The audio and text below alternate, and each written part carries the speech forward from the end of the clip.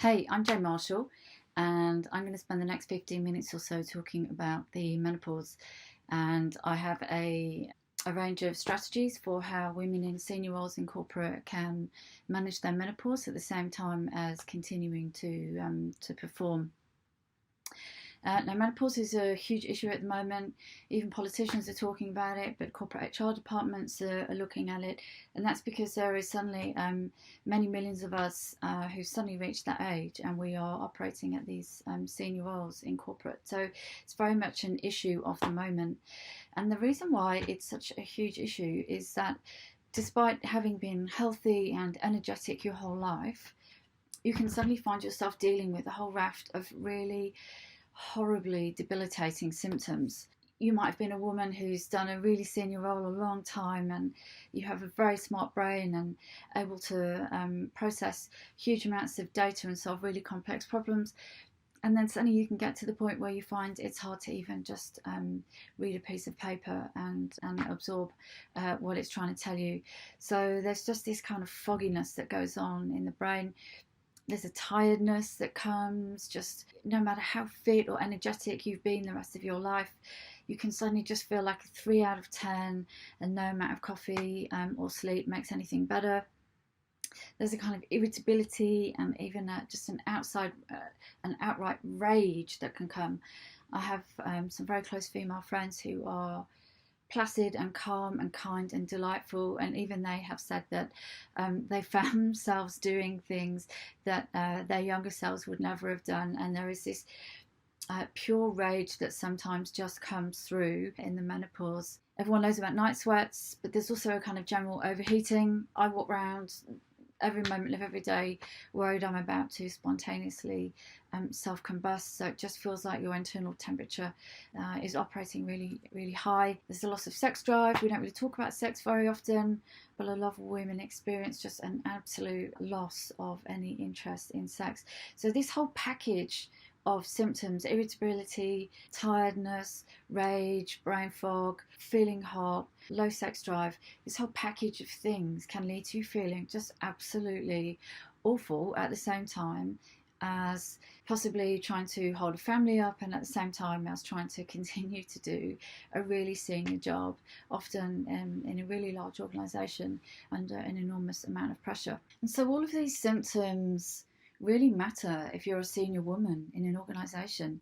You're probably managing complex problems every day. You might be managing large teams. You're responsible for motivating other people. And inside, you're feeling low energy, irritable, angry. You're not sleeping very well. You might be dealing with anxiety, and you're just wondering what the hell's happening to you. So this is really material for women in the corporate world. What's really interesting is that women are not educated about this. No one ever tells you that the menopause is coming. It's not mentioned in sex education at school. I don't think my mum ever told me it was going to happen. It's certainly not something that's discussed amongst female friends. And so you're just trundling along doing your thing, and suddenly it comes out of nowhere, and no one has warned you that this is going to happen. And in particular, women aren't educated about their hormones, and this is when the time when you really start need to get into grips with hormones and how they have an effect on your body. And so what we get is a lot of women who get to their late 40s and their early 50s, and because no one tells you this is happening and no one really warns you about the symptoms, they find themselves in doctor's surgeries. And a lot of doctors have absolutely no idea how to deal with any of this. And so what you find is lots of women being prescribed antidepressants or beta blockers for the symptoms, when actually what they need is a really good round of hormone tests and a doctor who understands women's bodies. We've got a lot of women dealing with a lot of physical symptoms and a lot of doctors who don't really know how to help. So what can you do about this? Tons. So the first thing you need to do is get really, really educated about hormones. If there's only one thing you take away from this video, it's that hormones are life.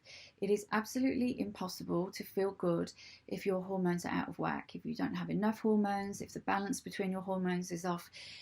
Hormones lead to energy and vitality, sex drive, feeling good. Hormones underpin everything. So get really educated about hormones and start getting your hormones tested regularly. Don't give up control of this to a doctor. Take control of it yourself. Find a doctor who knows about these things. Don't waste your time with a doctor who doesn't. Pay for a really good doctor if that's what you need to do. Get your estrogen tested, your progesterone, your testosterone, your DHEA. You need all of these. Ignore doctors who don't understand that women need testosterone. It's just that we have it in smaller numbers.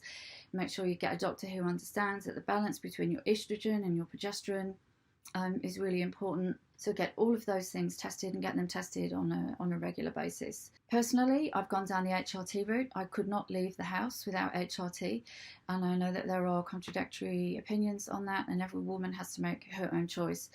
So read up, make your own decision. For me personally, I can't rate it enough. It's put me back into the workplace and back feeling confident and comfortable in my life again. If you're not going down the HRT route, there's Chinese medicine, there's naturopathy, there's diet. There are also a ton of other things you can do to make sure that your hormones are balanced. If you're not going down the HRT route, you need a really good alternative medicine practitioner to help you. So that's the first thing you can do. Make sure you know all about hormones, get them tested on a regular basis. Second thing is, this is a time for you to start really taking good care of your health. If you haven't been looking after yourself, now is the time to start. So if you're not sleeping enough, if you're too stressed, if your diet is awful, if you don't move enough, if you're sitting behind your desk for 12 hours a day and you're not doing any exercise at all, if you're drinking a lot. I don't know if you know this, but women in their 40s and 50s are now drinking more than young people, and we have now the highest rates of alcoholism and general kind of body problems created by too much drinking. So if any of that sounds like you, now's the time to really get on top of your health. Give your body all the help it needs. Invest your time, invest your money in getting your health really sorted. Third thing that you can do is ask for help. Now, I know that not every workplace is female friendly or is safe to be vulnerable, but if you do have a workplace where it is safe for you to do so, I really advise that you share with other people what's happening. Your boss, your colleagues, your friends, your HR department. And the reason for this is partly that they can help you, but it's also that if suddenly there's a deterioration in your performance because you're low energy or you're irritable, they need to know why. The worst thing that could happen is that your rage comes through one day and you explode in a meeting, or you stop delivering in ways that they normally expect you to deliver, and all of this doesn't come out until you get your kind of end of year annual appraisal. Make sure that people know what's happening and allow them to help you. Some workplaces now are so kind of on the ball with this, they'll actually give you time off. That would have been incredibly helpful to me to have just had a couple of months to sit at home whilst I got my body feeling a lot better. So consider if a bit of time off might be right for you. Then there's some practical things you can do. So I don't wear tight dresses anymore. I don't wear suits. I can't bear anything tight around my neck. I mean, I'm overheating constantly. So I wear loose things. I don't wear fabrics that make you sweat horribly, but most importantly, I'm no longer afraid to be the woman who asks, can we take the temperature in the room down? You know what it's like in some of these corporate meetings. The room just gets hotter and hotter. There might be 30 people in it and you've been in there all day, and the room just gets hot and nothing triggers menopausal symptoms or anxiety for me more quickly than a hot room. So I've got used to just saying to people, look, do you mind? I'm in the middle of menopause and I really need this room to be cold. Some people will hate it. That's okay. Get used to that. So 4 practical things you can do. Become an expert on hormones and get a really good hormone doctor. Number 2, just take generally much better care of your health, sleep, exercise, food, stress reduction, all of those things. Number 3, ask for help. Make it known that this is happening to you. And number 4, practical things like stay cool and clothing and all of that. But here's the kind of big reframe that I really want to kind of get you thinking about. And it's this. All of the symptoms can be incredibly overwhelming, and this can start to feel like the biggest crisis in the world. And there's days when you might feel absolutely horrible, just exhausted and horrible. and it feels like the end of your youth because your neck skin's got a bit saggy, and you've put a bit of weight on, and the whole narrative that you can get into around all of this is that this is the end of all the good things in your life. It's the end of your youth, it's the end of your energy, it's the end of your sex drive. And I get it, I've been there. But actually, this isn't a crisis. What this is the most important transition in a woman's life. It's the most important transition in your life. It's the most important transition that you will ever make. So the change in hormones, the reduction in your estrogen and progesterone, they're going to lead to you feeling like a different person. You are going to be a different person on the other side of this. So the estrogen, the progesterone, the testosterone, all those kind of youthful, all operating at kind of youthful levels in your body, they keep you fascinated and located in the world outside of yourself. So these hormones are your external identity. It keeps you in ego, it's achievement, it's being driven, it's being busy, it's being tough. But so here's the big reframe.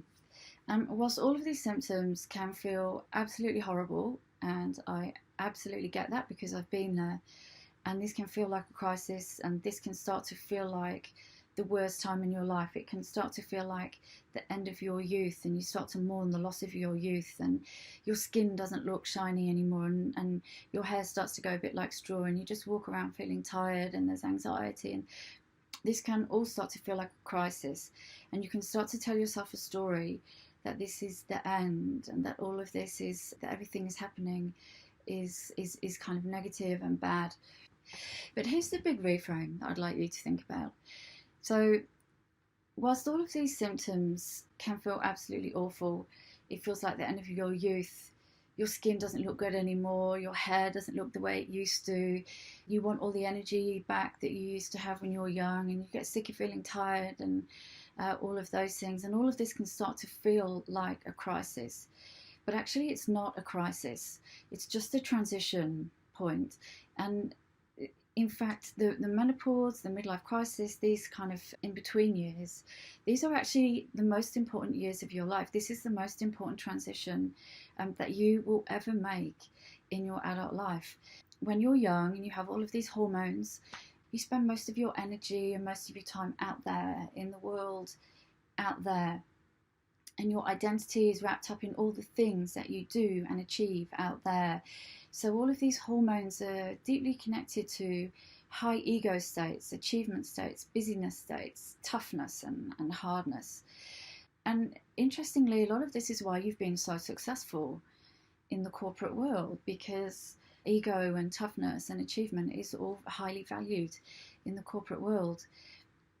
But the reduction in these hormones are going to lead to you starting to feel like a very different person. Your focus is going to change. Your focus will be less on the outside world and less on achievement in the outside world, and you start to think about what's going on in the inside, and you start to ask yourself, well, who am I really on the inside? And really interestingly, most interestingly, you start to be called into new ways of being. So your youthful years are all about doing and achieving, and in these years you are called into new ways of being. And so this starts to manifest as a desire to do less. You want to be less manic. You don't want to be the person, the woman who's running around stressing herself out all the time. You're called into more stillness. You want to go deeper into life. You start to want more softness in your life. And this is a really interesting process if you're one of these kind of tough, high achieving women in corporate, because a lot of this might feel quite new. But really what's happening is you're transitioning from this kind of youthful, high achievement state into what I think of as a kind of elder state. You're transitioning into being a woman of wisdom. You're transitioning into being a woman of higher power. And what's really interesting is once you get through this transition, is that on the other side, you are going to be the most powerful that you have ever been at any point in your life. You have the most clarity and wisdom and self-confidence and self-respect and just raw power and self-love. Things you may have chased and wanted your whole life and you could never find. And all of those things are there for you on the other side of this transition. And so what this does to you in the context of your work, what this does to you in the context of your life, it's a whole other video that we will for sure be doing. But what this does to you in the context of your work is it causes you to have to start to reframe your value.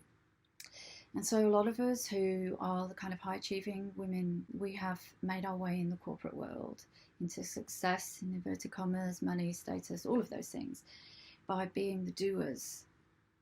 And we're recognised because we get shit done. But you're moving into a different life phase now. And so this is an invitation for you to start to ponder how you reframe your value at work. So how do you transition into a new energy at work when you may have been known for 20 years as the woman who gets shit done, and now you're transitioning into the energy of elder, you're transitioning into the energy of wisdom and female empowerment. It's a kind of invitation for you to start to ponder how you elegantly make that transition, how you start to manage that either with your current employer. It might lead to a career change. But the question to really start thinking about is how you leverage the wisdom and the power and the clarity that's coming. Start preparing for it, because trust me, it is coming. It's a time to start reflecting. It's a time to start journaling. It might be a time to get a coach or a spiritual teacher. It's a time when we get called to go and spend more time in nature, or maybe we start that meditation practice we've been promising ourselves for 15 years that we would do and we've never done. It might be the time where you start kind of going into that kind of more spiritual aspect of life. But so reframe this for yourself. It's not a crisis. This is the most wonderful transition. It's the moment when all of the things you've ever wanted in your life are coming. Everything you've ever wanted is coming. So it's not a crisis, it's a transition. It's your path into wisdom, power, clarity, and all of those good things. So I hope that's been really useful in giving you some practical things, but then also a kind of way to frame the whole thing yourself. Thank you so much for watching. If you liked the video, remember, hit like and subscribe. And if you really liked it, make sure that you tap the notification bell to get the alerts when we put a new video out. Make sure you go on the mailing list. There's going to be loads more videos like these coming through the course of the year. And just again, thank you so much for listening, and just sending you so much love in your own journey towards wisdom and well-being. Thank you.